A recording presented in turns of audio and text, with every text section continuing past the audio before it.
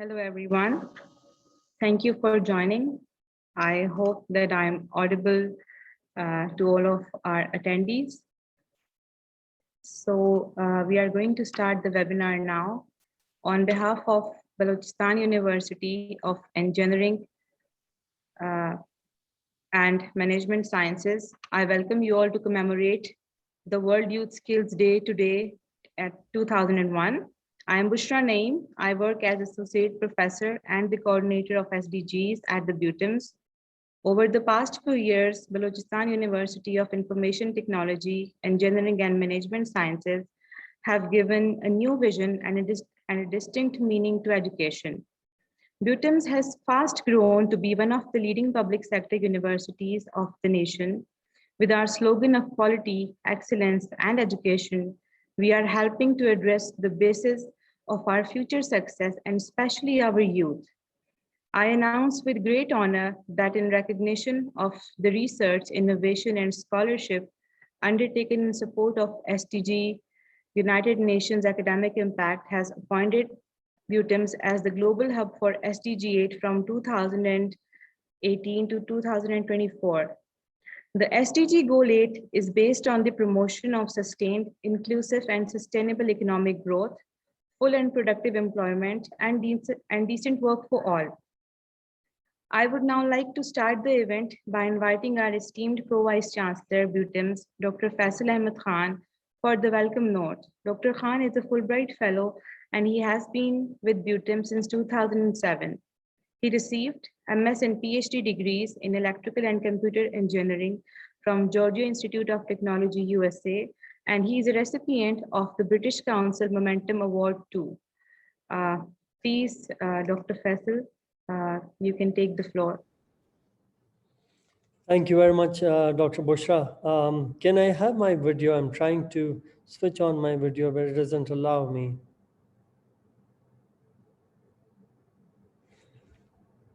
Yes, I have already asked our technical team to enable the videos for all of us. So you should be able to do that now. Perfect. I think it's working now. Thank you very much again. Respected Ms. Ingrid Christensen, Country Director, International Labour Organization, our colleague from the United Nations Academic Impact, Mr. Omar Hernandez, my very dear friend, Dr. Akhtar Afzal from Habib University, my colleagues from BUITEMS, Dr. Bushra, Jawad Saab, Nisar Saab, and all participants. Assalamu alaikum and a very good afternoon. On behalf of BUITEMS and our colleagues, I'll welcome you to the World Youth Skill Day webinar on bridging the skills gap for youth. In 2014, the United Nations General Assembly declared July 15th as the World Youth Skills Day to celebrate the importance of training young people with skills for employment, decent work, and entrepreneurship. And as Dr. Bushra just mentioned, that being the United Nations Academic Impact Global Hub for SDG 8, that is for decent work and economic growth, today we have gathered to explore the state of skill learning and application by the youth, especially during the pandemic, and how we can manage to bridge the skill gap. About 64% of population in Pakistan is below 30 years of age. That is more than half of our population being young, and considering that only a fraction of them, that is about 10% of them, receive higher education, while the rest of the youth are either dropouts or they acquire just the basic education. And the capacity of TVET training centers in Pakistan caters to only about 500,000 trainees. And the situation is not very different in other countries in the South Asian region. And besides, opportunities for self-employment and entrepreneurship are also very limited. So BUITEMS realizes that a skilled youth is crucial towards achieving a sustainable model of development. And we at BUITEMS are training the youth of the country and the region in 31 different disciplines for their professional education And at the same time, we're also making sure that our curriculum includes the psychomotor domain in terms of training our students with skills and not just the theory of disciplines. We've also increasingly started to contribute in the TVET domain with the government of Balochistan and the national government. And currently we are training the youth in 7 different advanced traits, and there's of course no restriction on who the student is or who tries to get enrolled in these programs. There is no restriction on the background of those students. There is no prior education required. And also to contribute in the uplifting of TVET centers in Balochistan, we are in the process of strengthening 2 TVET centers at Muslim Bagh and Khanuzai. The idea is to create model TVET centers for the government with regards to curriculum, pedagogy, laboratory training, outreach, and career placement system. And the aim is to provide a compass to overall TVET ecosystem in the province.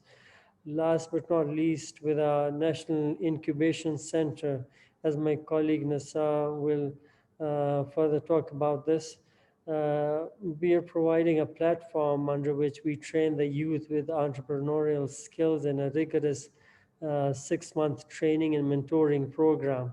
And there are some very exciting stories that I'm sure Nisar is going to share with you today.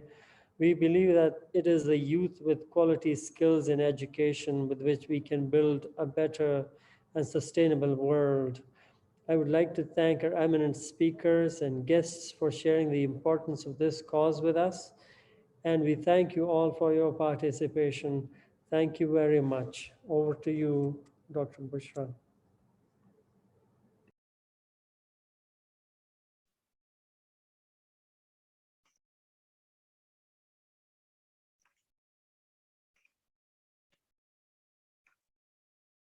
Thank you, Dr. Khan, for your opening remarks and the welcome note.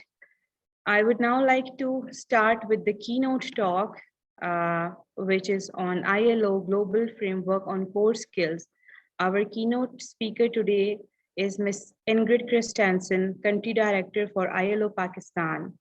Ms. Christensen is a Danish national and was appointed as ILO Country Director for Pakistan on 1st April 2016.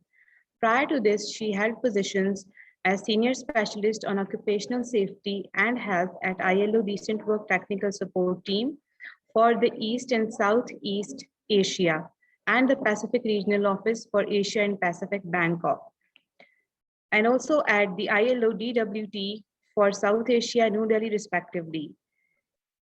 She has also officiated as Officer in Charge for the ILO Country Office for Bangladesh and for ILO Liaison Office in Kabul. Earlier in her career, she worked for the Danish Working Environment Authority, Ministry for Employment, and for the Technical Advisory Service, Danish Ministry of Foreign Affairs.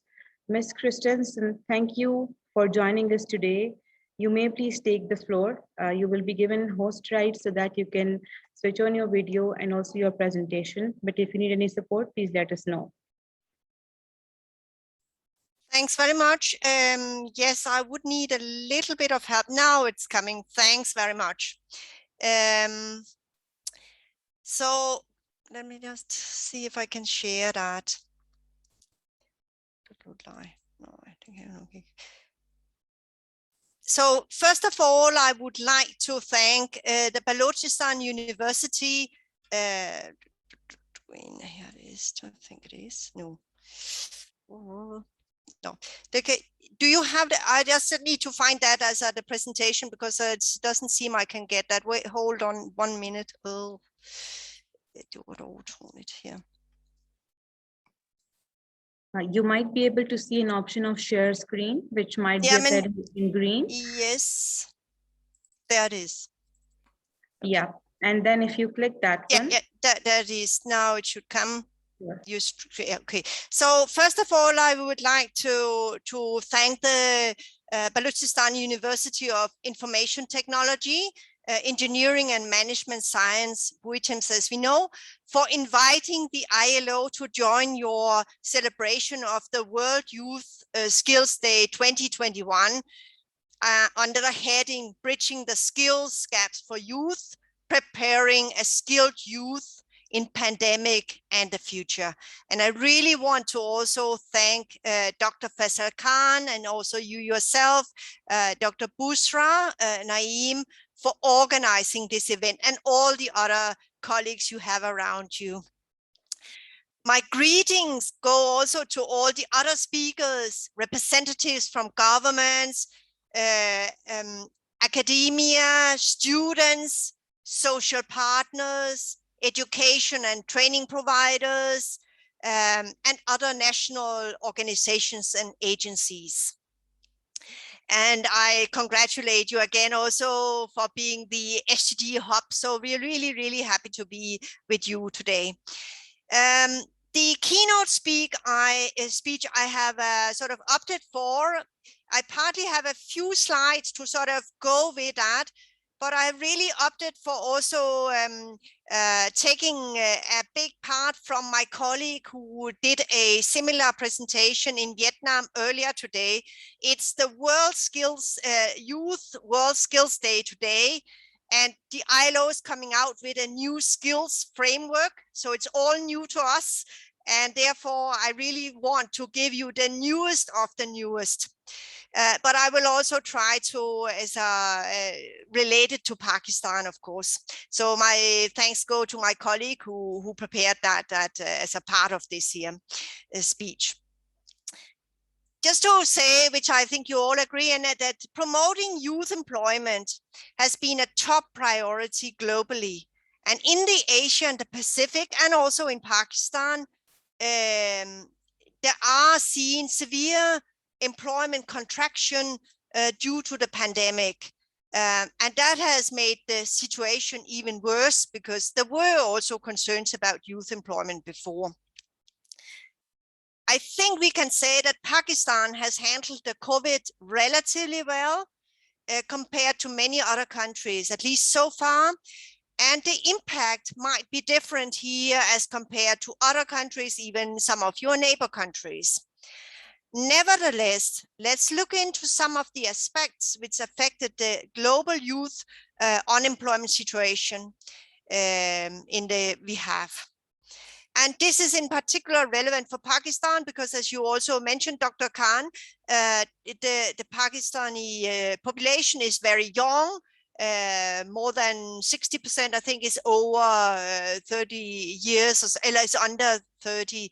So really is a lot.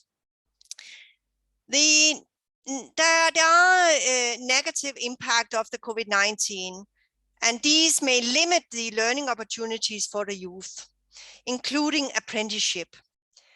And this will further also challenge the prospects for young people to access decent work later on in their life when the job market is already contracted, even for adult workers.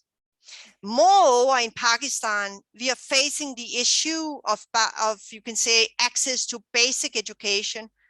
There are places in Pakistan where the schools are not really there, where there are not enough teachers to train the children.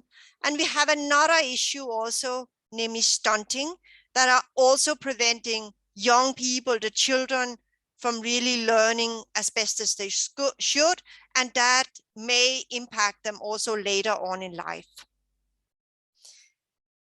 The challenging prospects of employment recovery in many countries and the increase in those who are inactive in the labor market, especially those we call NEET, that means they are not in employment, not in education, not in training, so they are NEET. And among the youth is a concern. This is also a concern in Pakistan because about 30 at the latest labor force survey indicated that 31% of young people between 15 and 24 are NEET. But an especially concerning element here is that for women, this figure is over 54. That means more than 1 in 2 women are not in employment, not in education, not in training. That's not to say that they may not be active. Some of them may, as a rearing children, which is certainly also a job, and a really job with full of responsibilities, but they are not as active on the labor market. The other challenge that we also see is the challenge related to the digital transformation of education and training. While this has helped to safeguard learning opportunities for young people, to some extent, those young people with limited access to digital infrastructure and digital skills are left behind. And this is indeed a concern. Youth employment, the opportunities for youth is also a concern for the government, with which have established the Kamyab Jawan, and I'm happy to say that the ILO is also working with them, as well as also the Planning Commission ahead of the budget session organized dialogues about youth and youth employment, so as to also include elements in the government budget that will help address the youth employment. Right now, the world of work is undergoing a major transformation with a changing job market and skills requirement. Research consistently indicates that women and those with limited education are most vulnerable to job loss due to automation. Young people need to be agile, resilient, and proactive. On a brighter note, the future of work presents new opportunities for young people. Many young people are, despite the challenges, entering the labor market with a higher level of education than their parents or even their older peers. While there is a need to address the digital divide, many young people, like you students, are growing up with internet and PCs and are tech savvy. As technological advancement is rapidly shaping the way we engage in work and how we do business, youth may be more adaptable to this rapidly changing world of work. The ILO's Global Commission on the Future of Work called for increased investment in job creation and increased investment in people. The Commission invited the world community's attention to new economies, digital, green, and care, in addition to the other priority sectors. This was followed up with a very clear call from the ILO's Centenary Declaration adopted in 2019 to invest in skills and lifelong learning opportunities for all people as a shared responsibility. Digital transformation of education and training is broadening learning options for young people. Although the digital divide needs to be addressed so as not to leave those young people with limited access to digital infra and digital skills behind. So I will go over, as you will see here, the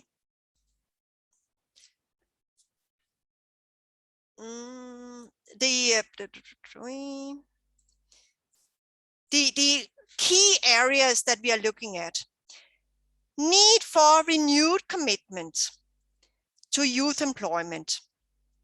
The young generation is one that will carry the countries forward in the path to becoming, in the case of Pakistan, an upper middle income country. They are also the ones who will navigate the rapidly changing and increasingly technology-driven labor market. In this context, it is very important to develop job-rich policies and programs that create jobs in the first place.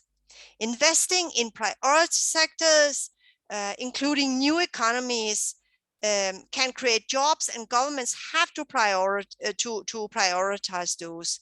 Particular attention has to be paid to promoting opportunities to youth based on the local economy, skill set, and other relevant factors. And for Pakistan, one thing I would particularly like to mention is the need to pay attention to gender. As I mentioned before, the need percentage for young women is much, much, much higher than for young men. But also, if you look at the labor force participation rate for female, there is a stark difference between that of men and that of women. The labor force participation rate for female is just about 20 or slightly above 20, which is very low compared to many other countries. The second one I want to touch upon is approach to skills development needs to shift from a once for all approach to a lifelong learning approach to support multiple transitions with enhanced efforts on reskilling and upskilling. In the old days, even when I was young, it was a one job for life. We entered the labor market, and then many stayed at the same place for a long, long time. That's no more the case. People will have to switch several jobs due to changing nature of labor market, disruptive technologies, and other mega drivers. Hence, we need to increase investment in skills development to facilitate transition of all people, school to work, work to family, family to work, work to work, work to retirement. A fundamental shift in organizing education must take place. Lifelong learning and skills development has to be the organizing principle of education rather than initial and one-time education approach. The next is about support, flexible learning, assessment, and certification. An awareness of this shift to lifelong learning needs to be raised both by the providers of the training, but also receivers of the training.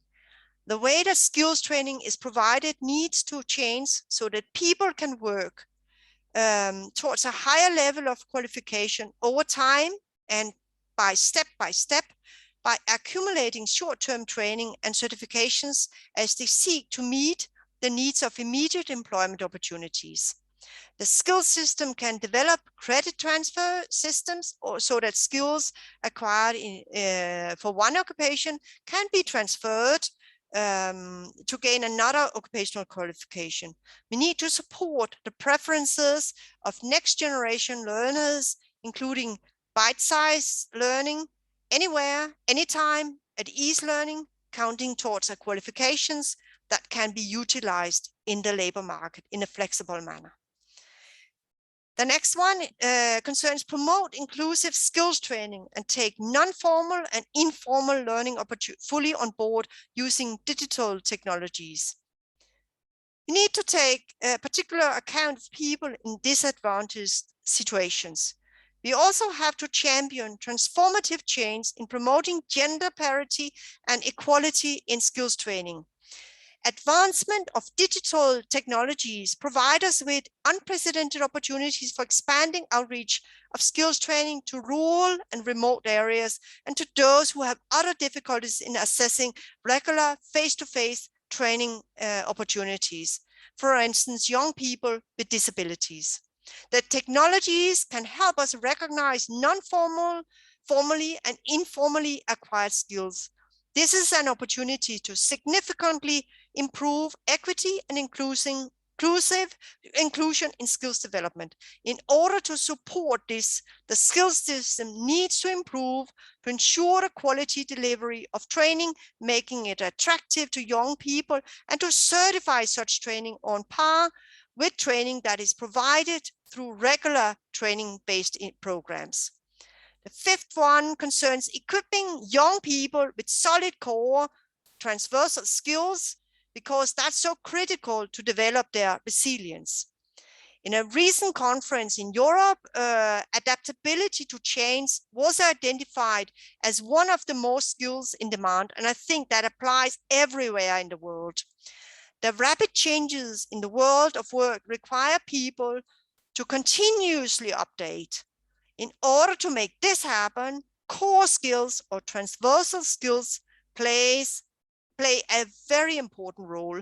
These skills include, for example, analytical skills, problem-solving skills, logical thinking skills, and several others. These skills are critical to develop youth's resilience and adaptability for change and adverse labor disruption. They also increase youth's ability to seize new opportunities that the future of work would bring. Finally, I would like to touch upon the multi-stakeholder partnership and integrated approaches and the criticality of those in really reaching our goals. We cannot address youth employment if we don't work together. The efforts of for youth employment needs to be supported by national policy and supporting legislation. However, to translate such policy and legislation into practice, it is critical that the multi-stakeholder partnership be used at the local level to bring together basic education, training, health, social security, industry, and employment services together to promote employment, even though we want to promote, say, apprenticeships at local industry. If young people do not have the adequate foundation skills, and if they are hungry, and that's the stunting issue, and not getting enough sleep because they are working to support family income in the evening, they may turn up late at work and not be ready to take full advantage of learning opportunities. Today, the ILO is coming out with a new strategy also in promoting skills development for young people. And this new program is shaped to implement this ILO Centenary Declaration on the Future of Work, Skills and Lifelong Learning as a key pillar. And you can see it here. There are 6 sort of strange in that. We need to be better to strengthen anticipating skills need, both for the present and the future, strengthening core skills, review and revamping lifelong learning policy and system, enhance workplace learning, in particular the apprenticeship, and strengthening career development systems, and recognition of non-formal and informal training. And the last slide I just want to show, I think, is here sort of the global framework in a broader context, where we are looking at the core skills. The core skills beyond the technical skills include both the social and emotional skills linked to communication, conflict resolution, negotiation, teamwork, etc. Cognitive and metacognitive skills in terms of literacies, analytical skills, creative and innovative skills, strategic thinking, problem solving, self-reflection, planning and organizing, and career management. We have the basic digital skills, both in terms of hardware, software, and also to operate safely in the online environment. And then in terms of the basic skills for the green jobs and climate change, there are also some skill set there we need to as a look at. And just to remind you also that the basic skills on labor rights, they remain a basic need. Otherwise, we cannot achieve the goal of decent work. The last one is an invitation for all of you to join later today for the World Youth Skills Day, which is being organized in cooperation with other UN agencies, and which are looking at reimagining youth skills post-pandemic. It's 11 a.m. in now it's not ADT time, but I know it should be 5 o'clock to 6:30 here in Islamabad. So if you have time to join, do join. So with this, I would like to say many thanks for also inviting us again, and thanks for organizing this. Pakistan has a lot of a big asset in its youth population, and we all have a shared responsibility also to ensure that they can come out and be active and contribute to the labor market, and thereby contribute to the wealth and growth of the society and the economy. Thanks very much.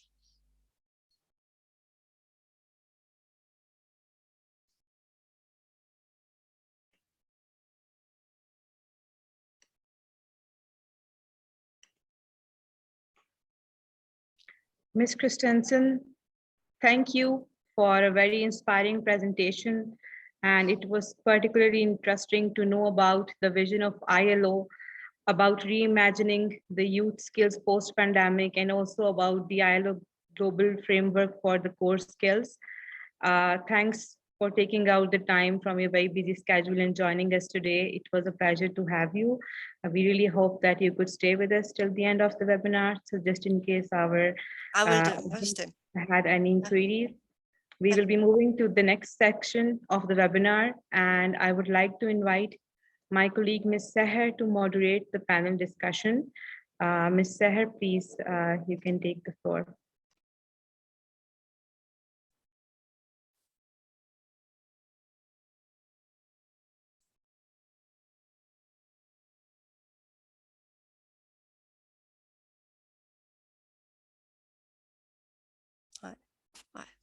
Sorry, straight. Am I audible?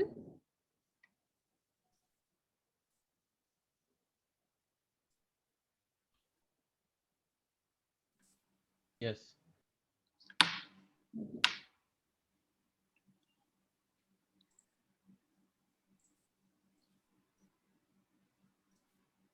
Well, hello everyone. This is Sahar Faiz Khan, and I'll be moderating today's session. Our theme for the discussion is bridging the skills gap for youth. I would like our panelists to shed light on the underlying causes of this gap and what can be the possible solutions and suggestions.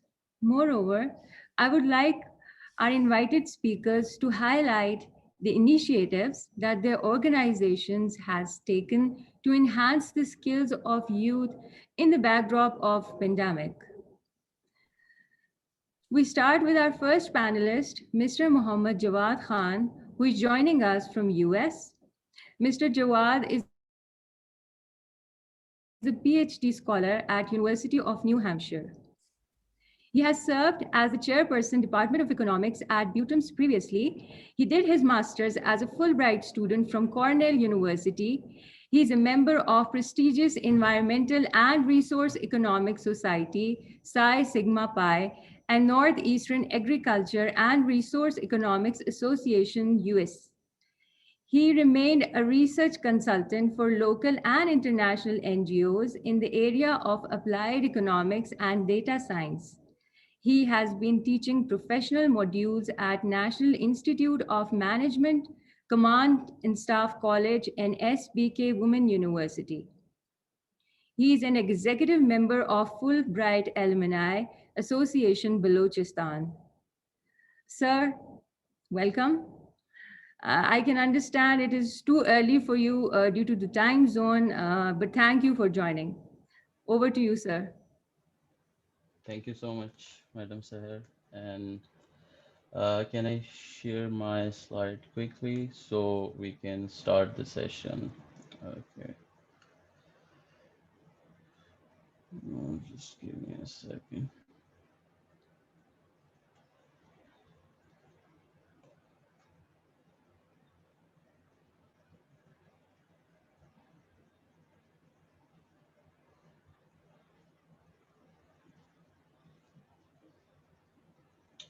Can you guys see my slides? Yes, we can. Okay, thank you.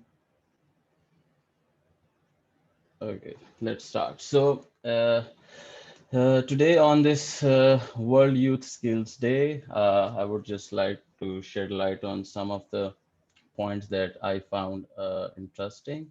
Obviously, there are many causes and there are many solutions that we can think of, but let's start with some of them. So basically, I have divided these gaps, skill transfer gaps, into two categories. So just to understand them is, let's say, from students or future workforce perspective, we can divide these causes into two categories. So endogenous factor and exogenous factor.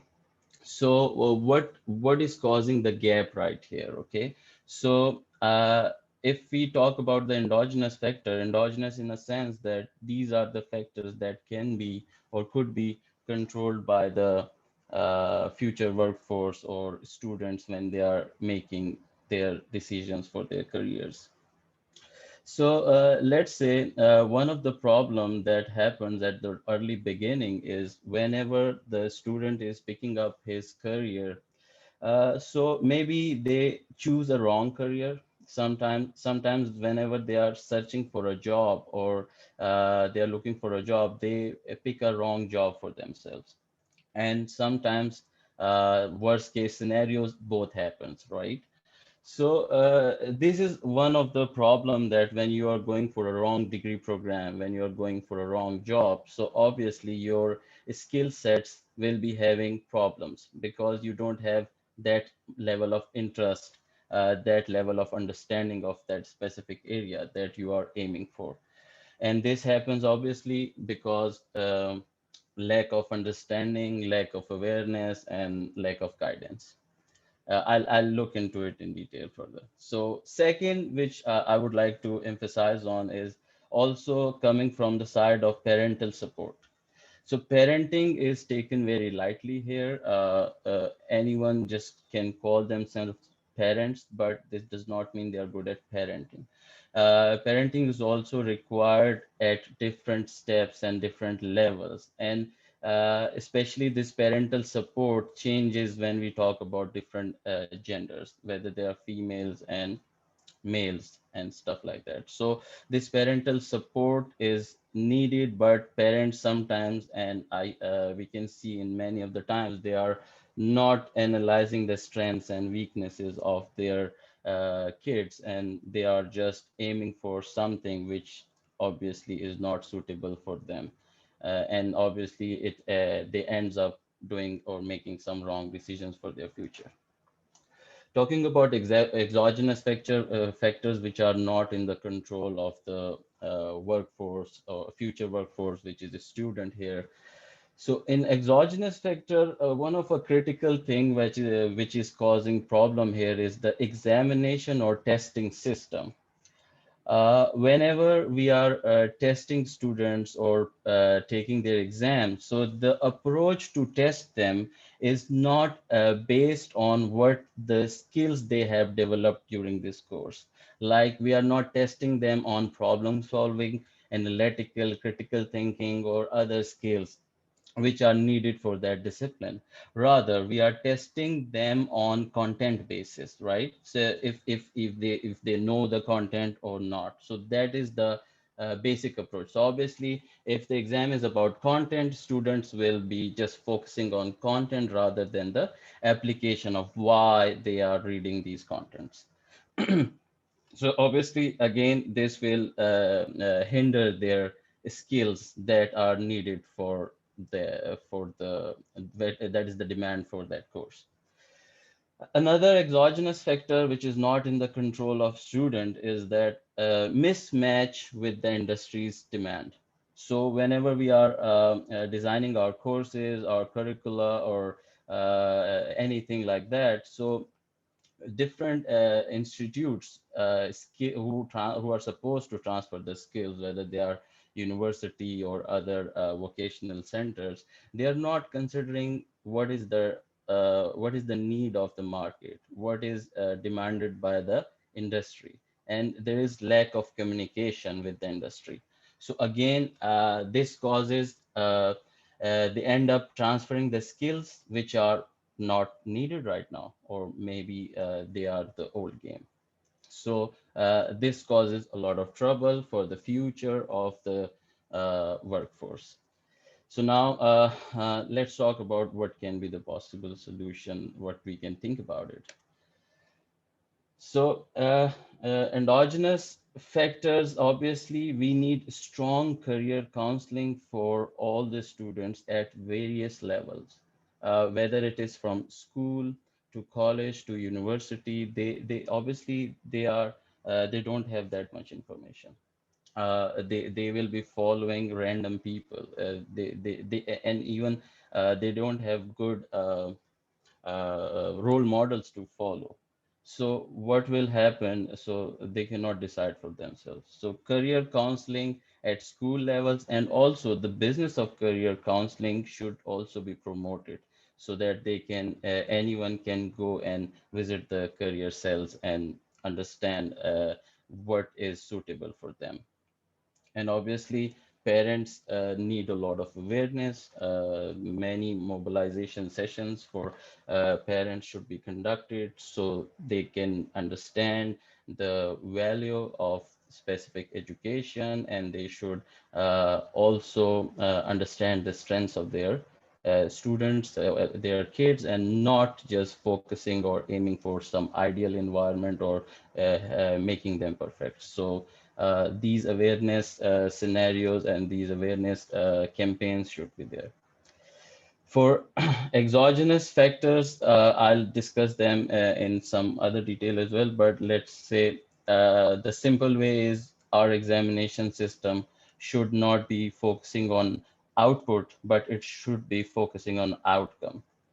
It means what? Obviously, what this course is supposed to deliver, the examination system should try to test that, not what is the output of the book or what is there in the contents.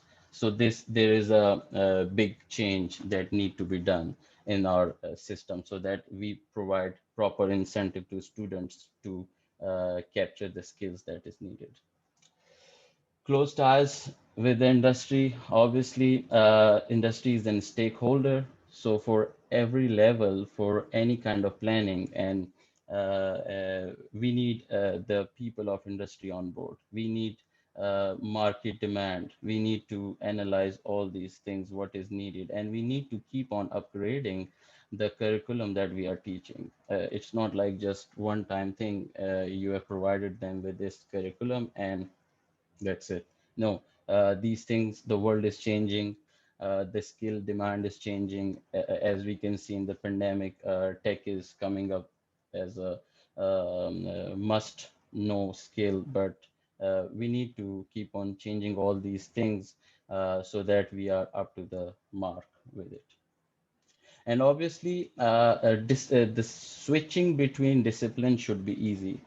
Once we enter some degree or certificate in Pakistan, it is really hard to switch. We cannot change the specialization. We cannot change the degree program. So obviously, if you do some mistake, there is no way to rectify. So there must be some bridging between different similar degree programs which student can maybe switch once they understand what is good for them. So let's talk about the efforts that we are doing at BUITEMS. Obviously, the model of BUITEMS is always, it remained very dynamic, and we considered all these things which are the need for what we are supposed to transfer to the students. So our curriculum design is done like very frequently. And whenever we are designing a curriculum, it is not just done by the professors. We also take the industry people on board. So obviously we take feedback from them, what is there, what is needed. We also see the international trend. Sometimes we add courses which are needed in their future. Then sometimes we just even drop courses so that if it's not the time. We have our Office of Research and Innovation and Commercialization, which is there to connect our research with the industry, which helps us reach the masses, and which is interesting for us, and uh, which is there to connect the research with the right audience. And then there is National Incubation Center, connecting students with mentors and industry, which obviously our next panelist, Mr. Nisar, will talk about in detail. Our career counseling cell is in place, which guide students at different levels, letting them find the proper job for them, also letting them communicate their skills properly through resume. Because communication is really important. Sometimes students have the skills, but they cannot communicate. They don't know how to write or draft a proper resume that can land them a good job. And obviously our extracurricular and co-curricular activities involve these kind of research conferences, seminars, webinars. Now, obviously we moved to this new pattern of organizing online webinars, which is very convenient for students to attend during the days of pandemic. And these activities are also helping them sharpen their skills, whether it is sports, whether there are some performances. So they can learn different team building skills, leadership skills by involving in all these sorts of activities. Also, during the time of pandemic, we were letting them explore all the online sources that are there, where they can do the online certificates. They can explore all these websites like Coursera, ADX, and many other websites that are interesting for their areas, that they can look for, and they can take the international kind of education, which is now uh, easy for them to take from everywhere. So just to talk about some prospect, and let's conclude this talk here. Uh, During the time of pandemic, we saw that these are the top skills that we should be focusing on now, which is like tech savvy. So tech means we need these skills now. And in the tech, now every student or from every discipline, they need to know data science, they need to know machine learning, they need to know all these things. Now we need to understand that they are just the tools. They are not just for computer scientists, they are not just for IT people. Every discipline is supposed to know all these things, not in detail, depends on their discipline's need, but obviously basic tech skills are necessary, which we saw now. Without them, it was impossible to get updated during these times. Flexibility and adaptability came out to be a top skill, which is needed by every workforce member, every student, so that they can understand what is going on, and they can shape themselves to the changing environment, and they should survive. So we saw different businesses emerging from homes during the times of pandemic. So government is now, it is needed from the government to support these kinds of small businesses. They were like done by different genders, not just male or female, stuff like that. So these home-based businesses, they need tech support. So government is, it is the time that government provide them with the required technology that they need to connect with people. And now, as government is announcing different special economic zones, we need the local workforce to come and provide them the skills that is needed for those zones. Obviously, local people must be preferred. So local people now need these skills more than ever, just to become handy for these kinds of projects that government is announcing. And on final remarks, I would say our social capital also is becoming, during the time of pandemic, it was hurt very badly. The bridge between communities and the bonding among the community, that has been, hurt very badly. So we need to repair all these things. We need to work on our social capital, and eventually this capital leads to better opportunities for the workforce. So that is all from my side, and thank you so much for inviting me. Thank you. Thank you, Mr. Jawad. And I totally agree with you on the point that tech has indeed been our savior in this pandemic. Your initiatives regarding core structure at BUITEMS is remarkable and inspiring. We wish you best of luck. Thank you, sir. Thank you. Our next panelist for today is Dr. Agdas Afzal. Dr. Afzal is the program director and assistant professor of economics, social development, and policy program at Habib University, Karachi. He holds a PhD in economics and social science and MA economics from University of Missouri, Kansas City, USA. He also did MA in Political Science and BA in Political Science and Economics from Ohio State University, USA. His expertise lies in the emerging economics, and he has also presented his research in several economic conferences in the United States. Sir, the floor is yours now. Thank you very much, Sahar, for the very kind introduction. And thank you to BUITEMS for extending this very generous invitation to me on this very important day. I listened with a lot of interest to the remarks presented here by first Dr. The Honorable Pro Vice Chancellor, then the country representative for the ILO, and then my friend Jawad. And I agree with all the things that have been said here, especially the very important and very interesting presentation by the country representative of the ILO. So thank you very much for sharing those very interesting insights with us. So I don't have a presentation like some of my other friends have, shared some very nice presentations here, but there are a few things that I want to say on the subject at hand. And some of the things I'm going to say have already probably been shared here, but then I'm just going to try to build a case as to how to go about bridging the skills gap for youth in this country.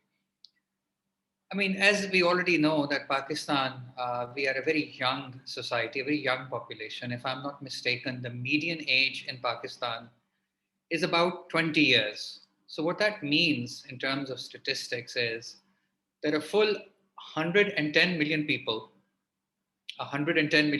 which is bigger than any country in Europe, are less than 20 years of age. And what that also points out is as longevity increases in Pakistan over a period of next few years, as the healthcare system gets better or people just start living longer, this median age is going to move further down, and in a few years, it's going to be around 25 years. What this points out is that a lot of people in this country, 110 million people in this country who are below the age of 25, and as they start getting older, they are going to need jobs in order to achieve all the things that they want to achieve as far as a decent living is concerned. But the problem in Pakistan is that because of the lack of economic growth or economic opportunities and the consequent job creation, the economy cannot simply absorb all these people every year. According to economists, the economy in this country needs to grow in the neighborhood of 7 to 8% in order to generate 2 million plus jobs per year that are going to be required by all these young people entering the workforce. This year, I mean, despite being a little controversial, the official growth estimates are in the neighborhood of 3.5 to 4%. And I think it will take a miracle, an economic miracle, to push Pakistan in the zone of 7 to 8% in the next 5 to 10 years. So it's very likely that it is not going to happen. What this points out is that this huge population of young people, as they are coming of age in this society, will not have recourse to jobs. So what is to be done? What do we need to do? What do we need to think about as policymakers? Because if we don't find economic opportunities for these millions of young people entering the workforce, then the specter of social unrest and political instability is going to become a permanent feature of Pakistani society, which is further going to hold back as far as economic growth is concerned. So I think there are a number of things that we need to do in order to narrow the gap as far as skills for the youth is concerned. So maybe they can create economic opportunities for themselves. Most of the people who have spoken here have somewhat touched on some of the proposals or solutions that I have in my mind. but I will just say the following. I think one of the biggest problems in Pakistan, the biggest social challenge in Pakistan is the number of students who are not in school. According to estimates, about 23 to 25 million children who should be otherwise in school are not going to school. This is a massive number. And I think if we have to think about narrowing the skills gap, the first thing that we have to think about is about all these children, these 25 million children who are not in school. So I think international organizations, I think common citizens like us, intelligentsia, professors, academicians, people who write in the newspapers, I think we must create the necessary social pressure so that we can push our policymakers in the direction of increasing the quality of education, increasing the number of schools so that these 25 million children who are not in school can somehow find a way to get educated, because you're only going to be able to train them in skills once they have a modicum of education. So I think where some people have talked about skilling as a micro level problem, I see it as a macro level problem, something that must be addressed at the level of state policy. So I think that's first thing. I think that's the first thing that we have to do. We have to focus on getting all these children who are not yet in school into school. And the second thing that we have to think about is not just sending these kids to school, but the quality of our education system. There are a number of reports that talk about the shoddy quality of education that our children are getting in school. So I think we also have to focus on the quality of education. And the final thing that I want to say today is to talk about the ever increasing digital divide in this country. This society was a very unequal society when it came to digital or internet access, even before COVID-19. But because of COVID-19, the digital divide has not narrowed. It has actually become much, much wider than before. I wrote a piece for the Daily Dawn in which I looked up some numbers, and you will be shocked to find out that only about 7 to 8% of households in Pakistan have access to a Wi-Fi connection. About 6% of households have a laptop. So I think these things, access to a decent, reasonably priced internet, is something that must be made part of the social contract in this country. That's first thing. And number two, giving young people the training, the devices, the smartphones, the laptops. I think the market is not going to be able to deliver these things on its own. We have to think about providing digital infrastructure to our citizens as if these are public goods. And those of us who consistently look at market failures will know that when it comes to public goods, the market is not going to deliver. So I will urge the state, the international organizations, and the intelligentsia who might be watching my remarks to create the necessary pressure at the policy level so that this digital divide can be bridged by means of providing a reasonable and an affordable internet as well as smart devices so that our youth can make use of these infrastructure in order to narrow the skills gap that they are facing. Otherwise, the future is looking somewhat bleak from where I'm looking at it. Thank you very much.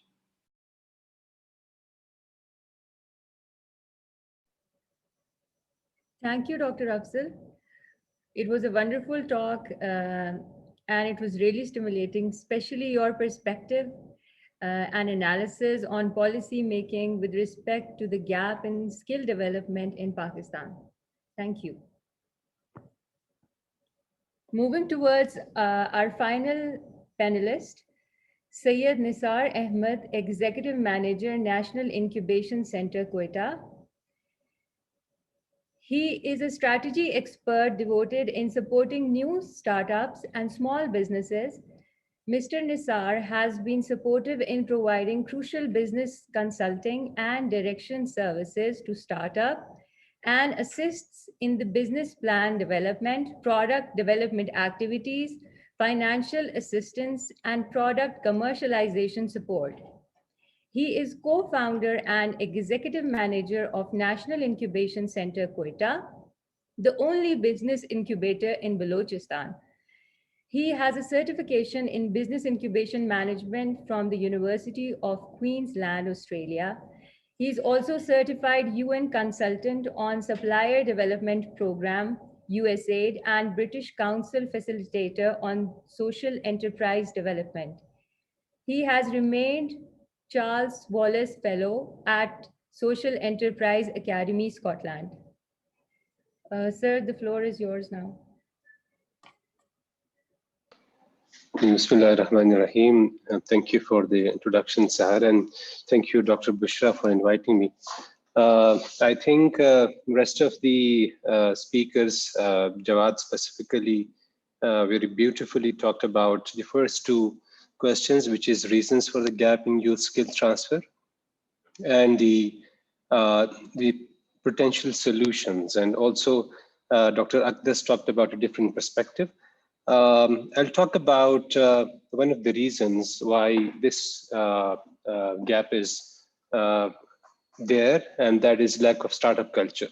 And I'll talk about the third part of our panel discussion, which is what our organization, the initiative that our organization has taken to bridge this gap. And that I'll share my screen and start my presentation. So at BUITEMS, we came up with this National Incubation Center, Quetta, the slogan of which is from innovation to impact and beyond. At National Incubation Center, Quetta, we are committed to support the youth of Balochistan to develop sustainable and impactful startup ventures in order to create jobs, revitalize community, commercialize new technology, and strengthen local and national economy. Our vision is we want to be the hub of innovation in the region, proposing innovative approaches to impact lives and raise living standards. So some of the goals that we pursue continuously is to promote entrepreneurial culture among the youth of Balochistan. So what we do is we travel all around Balochistan, specifically the public sector universities in Khuzdar, Lasbela, Luralai, Job, Turbat, Gwadar, and try to talk to youth about entrepreneurship as a career option. We promote disruptive innovation to impact lives and enhance living standards. We commercialize innovative technology. We try to create jobs and diversify local and national economy, and we try to accelerate the growth of local industry clusters. So we've got two very innovative programs. That is, the first one is incubation and acceleration programs for startups, and the second one is micro enterprise program for micro businesses, usually women working from home or people owning a business with a single person owner. So our process is very, very simple. We invite applications and screen them out. We pitch ideas, then ideas are being pitched to advisory board and selection is made. And startups are incubated for a period of 4 to 6 months. In this 4 to 6 months period, we try to work on their business development. And after 4 to 6 months, we expose them to investors at Investor Summit. We invite investors from all around the country and also some international investors. And our startups pitch their ideas before that panel. And the best ideas get funded from there. And businesses are graduated after that. So let's talk about the statistics that we have achieved so far. We have inducted 98 startups so far. 60 of them have been graduated successfully. Those 60 startups have raised an investment of 152 million so far. We have created 1140 jobs so far. And our startups have generated 117 million in revenue. So our startups are from software development side, there are startups from consumer goods side, we have got startups in agriculture as well, we've got some social enterprises as well.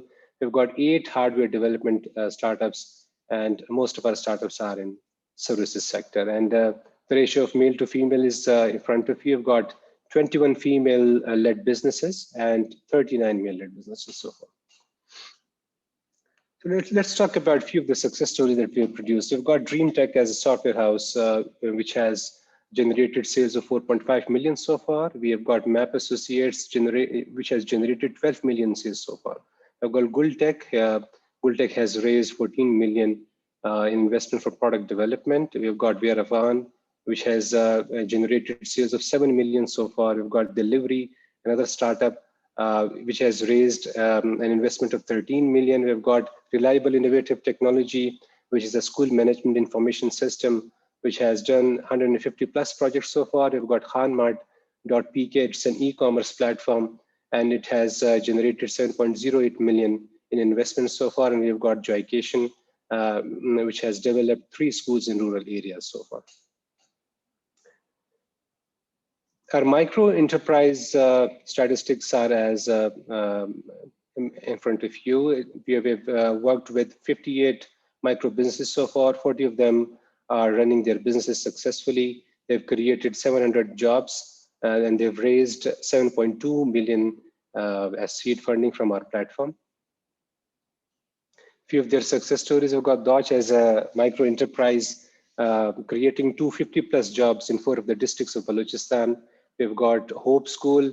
Again, it's based in Washuk district of Balochistan, and they've established 3 schools in that area. We've got She Bakes. It's a baking startup, and she's generating sales of 100,000 rupees per month. We've got Bake O'Clock. It's another baking startup. She's also raised 100,000. She also is also doing 100,000 rupees in sales every month. And we've got Rania's Collection, which is also generating 100,000 rupees in sales every month. Currently, we have graduated. We are in process of graduating our 5th cohort, and we are in process of inviting applications for our 6th cohort. And that's about it from my end. Thank you.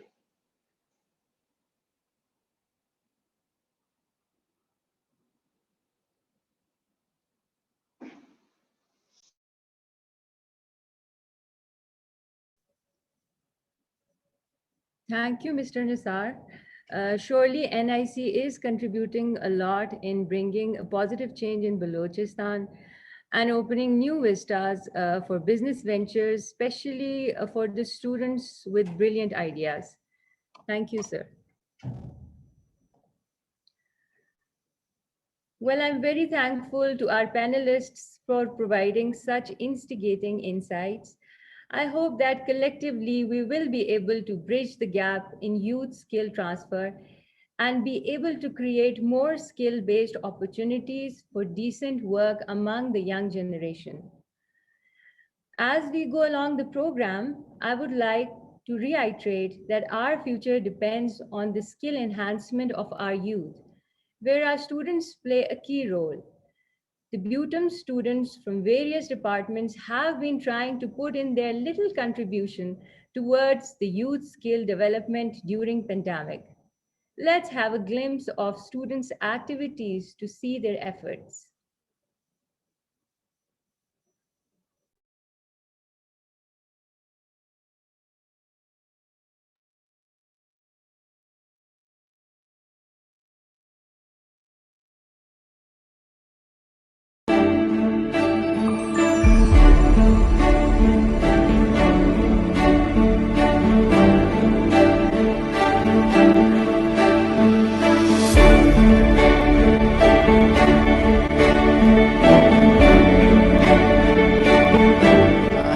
My name is Nasir Khan Nachibzai and my teammates Rozal Islam, Aisha Asad and Maham Asad. We chose the topic of juvenile delinquents for our community work project. The main purpose of this topic was to mentally prepare the offenders for the outside world because our society labels them as criminals. This is the main reason they can't move forward in the society. Student of BS Psychology at BUITEMS. As a member of this community project, me and my team members worked on juvenile delinquents incorporating the activities including writing skills, origami, sudoku, and many other different play therapies and talk therapies. Activities we incorporated were based on the colors and solutions to large-scale puzzles, which will lead them and allow them to solve things which happen in the real life. The aim of this activity and the community work was to make them better productive members of the society when they get out of this environment.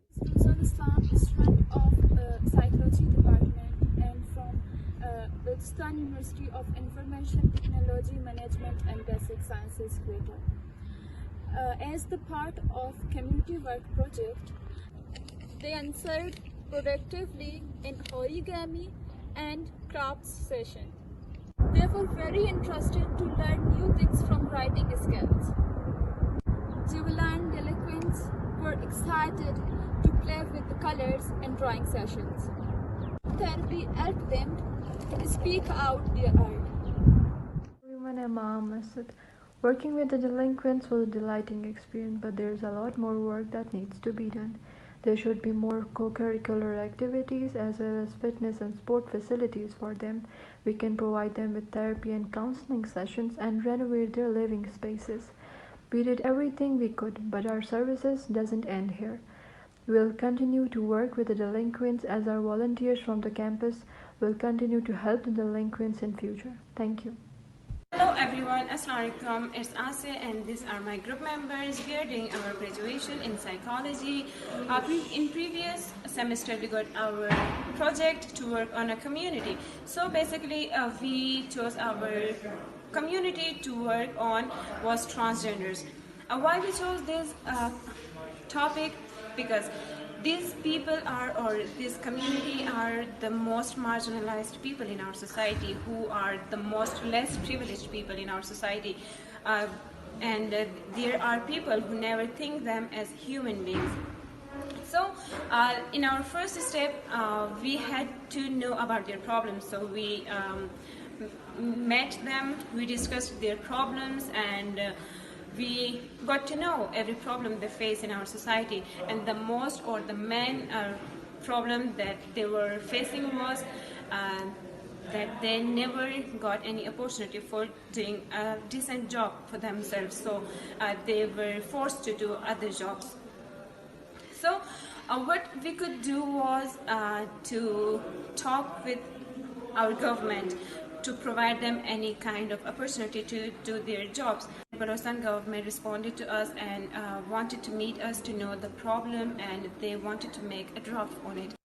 We really want a free schooling system for transgender where they do not hesitate to get education. Other challenge for us was the society to accept them. So for this we started online awareness session for them, and here we just faced hurdle, like we faced people who never accepted them as human being like themselves, and they used the word khuda na khwasta ke agar koi transgender paida ho jaye. And it was a success for us that those people who never accepted them as human beings, they were the people who wanted us to add them in our group if we really want to work in transgender or add them in our further projects. Thank you so much, and this all was our project, and we got a good success in it. Thank you. Allah Hafiz. I am Momin Khan. I hail from Quetta, the provincial capital of Balochistan. Currently, I am enrolled in BS Economics 7th semester. As the lockdown is imposed, many of us are affected in a really negative way. But I utilized this time in a positive way and gained many skills, which includes Excel for business, data analysis, game theory and economics, as these skills are very necessary in the field of economics and business sciences. Besides this, I involved myself in different debate activities online. I, along with my fellows of BUITEMS debating club, we organized an online debate competition which was of Asian parliamentary style.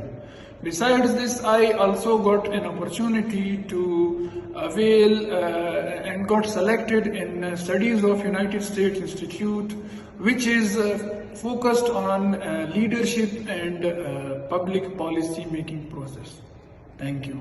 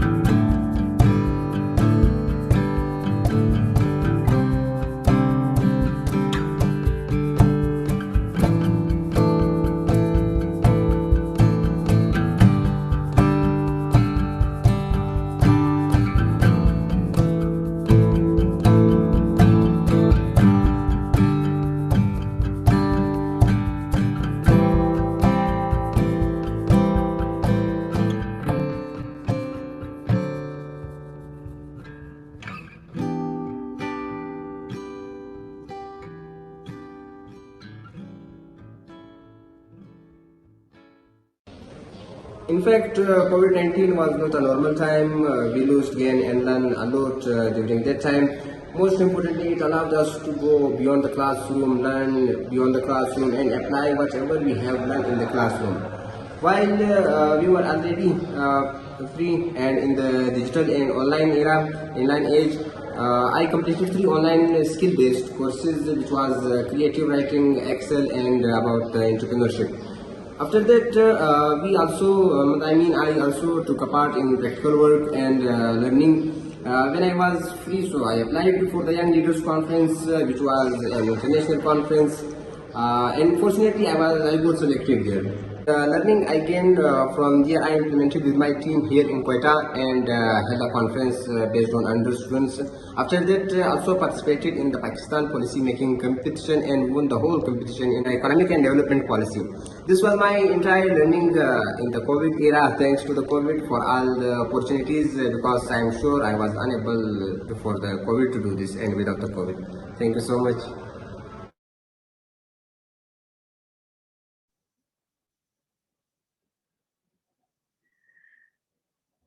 Wonderful contributions from our students. Before moving towards the closing, there's a question from the audience for Ms. Ingrid. How ILO is assisting apprenticeship, especially for the families which are living below the poverty line? Thanks very much for this good question.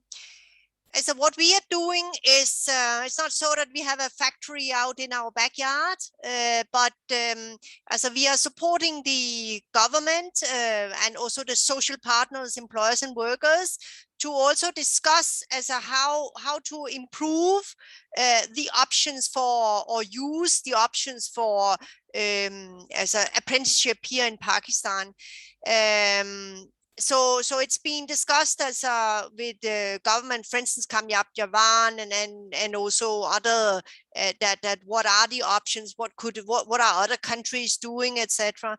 And hopefully, as you can say, one possibility is that they become more, you can say, policy and strategy for using this. There are also the options, as you can say, of social partners, that this is the employers and the workers. So some of them are also interested in this subject, and some of them, as you would see, do have business themselves, etc. So there might be options there that they may take up. But the ILO is not as a providing opportunities directly, but you also mentioned those below the poverty line, and this is of course as a, you can say, leave no one behind, prompt us or ask us to also look at, are there some that are particularly disadvantaged or where that need a little extra help to be able to use that. So I think that's what I can answer. Thank you for the answer. Esteemed participants, you might be aware that the United Nations Academic Impact is an initiative that aligns institutions of higher education with the United Nations in supporting and contributing to the realization of United Nations goals and mandates. It is our pleasure to have Mr. Umar Hernandez with us today, who is currently working as the Public Information Officer with the United Nations Academic Impact. Mr. Hernandez has previously worked with the UN Climate Change Secretariat and the UN Office on Drugs and Crime, and also volunteered with the UN Agency for Palestine Refugees, the World Federation of UN Association, and the UN Association of Venezuela. He has also served as Professor of International Public Law and International Journalism in a Venezuelan university and is also a member of Academic Council on the United Nations system. I would request Mr. Hernandez to please take the floor. Thank you very much, Sahar, and I would like to convey the congratulations on behalf of the United Nations Academic Impact, but also the UN Secretariat to BUITEMS, our very own SDG Hub for Gold 8 for the organization of this timely event. I would like to present my apologies, first of all, because I wasn't able to be there for the whole duration of the event due to the time difference.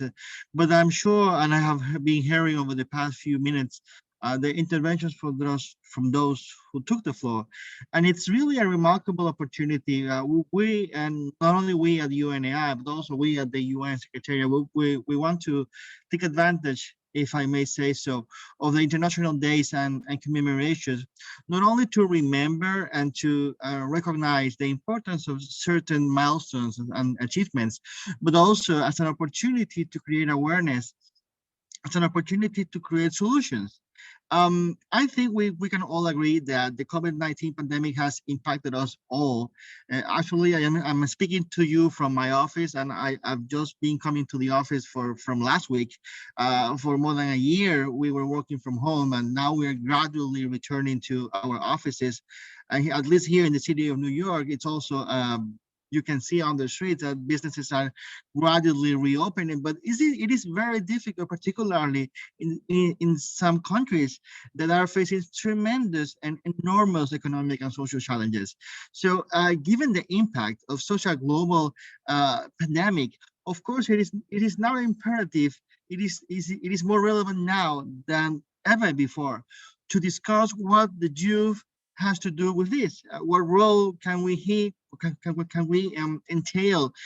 What the youth can do to help to recover better, to help economies around the world to go back not to the way they used to be before the pandemic, but actually how they can be better, how economies can be more sustainable, how jobs can be more decent, how can we increase wages and salaries. So this is an opportunity. This is a crisis, of course, and a crisis with a deep human impact. But this is also an opportunity to come together as an international community while respecting the differences that we can find not only at the regional level, but even at the domestic level and within countries and within the urban centers and the rural areas. Of course, there are differences. So they are not magical or homogeneous solutions. But I think universities are very well placed, universities such as BUITEMS in Balochistan, that, you know, with all the expertise, the experience, and the connection, not only with the students, with the population at large, and also with stakeholders such as the local governments, civil society organizations, small and medium enterprises, and so on. So universities are well placed to provide solutions. Solutions to what? For example, to youth unemployment, or to enhance, improve training for the youth, or to allow education, higher education in particular, to be accessible for all. So these are all issues that today on World Youth Skills Day, we have to remind ourselves. So the idea is not merely to provide jobs. We have to think what kind of jobs, with what kind of salary, to help or to contribute with what. So the idea is that we have to align everything we do with the SDGs, not only because there's already in place the 2030 Agenda for Sustainable Development, but also because in the United Nations, we proclaim since last year, this is the decade of action for the SDGs. And what does that mean? That the time to discuss and to reflect and to talk about the SDGs, that time has elapsed. And the fact that we are in the middle of the pandemic is a firm reality and a sad reminder that the time to talk has passed. It is now the time to act. And I think, and we think in UNAI, not only because the fact that we align universities as the ones who introduced me correctly said so, we not only align universities with the UN, but we bring universities to the UN and vice versa. And I'm happy to see representatives from the ILO here on this panel. It is quite relevant to have the whole UN system with the wide range of agencies, fund and programs, as well as international organizations working together with the UN, because the idea is that within a spectrum of multilateral diplomacy, we are not talking only about member states or governments. We're talking about a wide range of stakeholders. And in this sense, we have to remind that the Agenda for Sustainable Development actually makes concrete references to academia, meaning that universities, and by university, I mean researchers, but also professors, lecturers, administrators, and of course, graduate and undergraduate students, we all have a common responsibility, particularly in these challenging times. So it is time again to come together and to solve world problems from our very own local perspectives. And we have to remind not only the relevance and importance of youth, but youth is also the key to recover better from the COVID-19 pandemic. I thank you once again, BUITEMS, for the invitation. We are very proud to have such a wonderful universities as our hub for the SDG, the goal 8 within the 2030 Agenda for Sustainable Development. Thank you very much once again.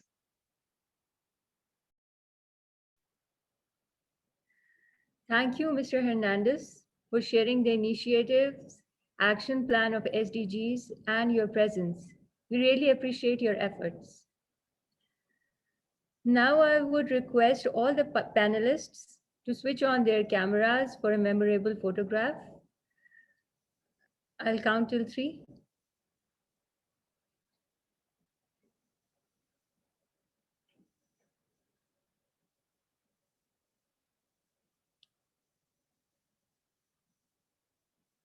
Hope everyone joins.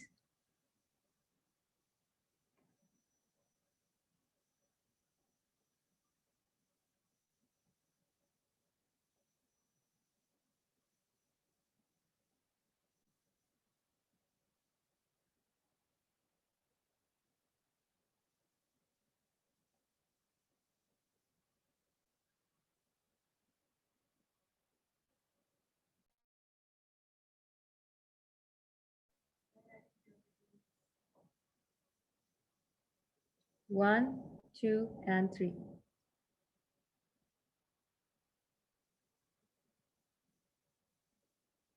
Hope the media team has now snapped the picture. On behalf of BUITEMS, I'm really grateful to Ms. Christensen, Mr. Hernandez, and our panelists for sparing time from their busy schedule. Thank you everyone for devoting your valuable time. Stay safe, stay positive. Hope to see you again. Thank you. Bye. Have a wonderful day. Thank you. Thank you. Thank you. Thank you, everyone.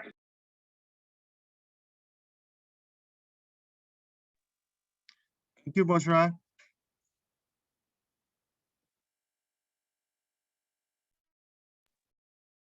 Thanks for joining. Thank you. Bye-bye.